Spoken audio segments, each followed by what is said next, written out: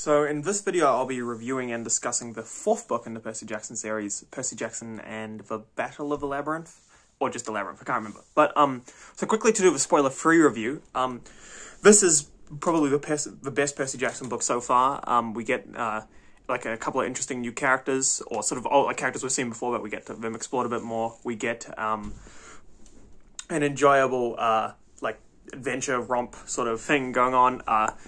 And, you know, it's just a fun book, and it continues the story, and we get, you know, Luke is still our villain, and we're still enjoying that, and it's still it's a good continuation of Percy Jackson's story, but I think, like, the stakes are going up at this point, and it's, you know, it's getting better. And I think Percy Jackson as a character is also developing in an interesting way, so we still have all those strengths I've talked about in the previous videos, good character, fun mythology, but this book comes with the additional benefits of we get a couple of extra cool characters to work with, to see, and we also have like a really cool and interesting story to go along with it, plus a couple of interesting sort of side quests, if you will. So yeah, let's get into spoilers. I really enjoy this entire book. I think is really, really cool. I really enjoy. Let's just talk about characters first. I really like Rachel as a character. I think she's really interesting, and I think she provides like an interesting sort of foil for Annabeth. That's like sort of a point of comparison, if you will, and sort of the way her and Annabeth relate to each other.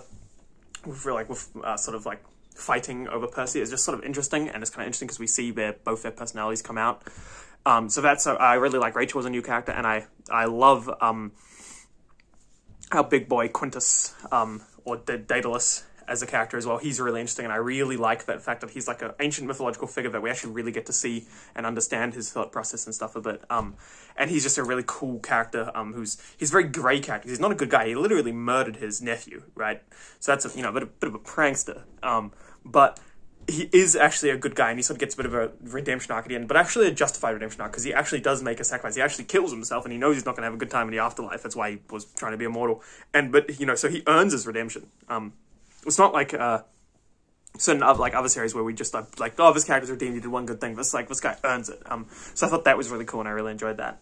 And the main story of this is really interesting. It's, you know, they go to the Labyrinth and need to find Daedalus to stop Luke using the Labyrinth to like attack Camp Half-Blood. And I thought that was just a really cool story. But one problem I have now that I think about it is that, of course, it didn't end up really mattering because Luke got to the camp anyway, and they beat him anyway.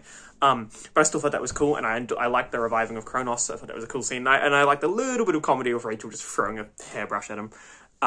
So yeah, I really enjoy it's sort of the main story of the overarching story keeps going in a really enjoyable way, where we see sort of Kronos being the whole story is sort of Percy versus Kronos, or Olympus versus Kronos, so we get that developed with Kronos coming back and Luke and blah, blah, blah, blah, blah.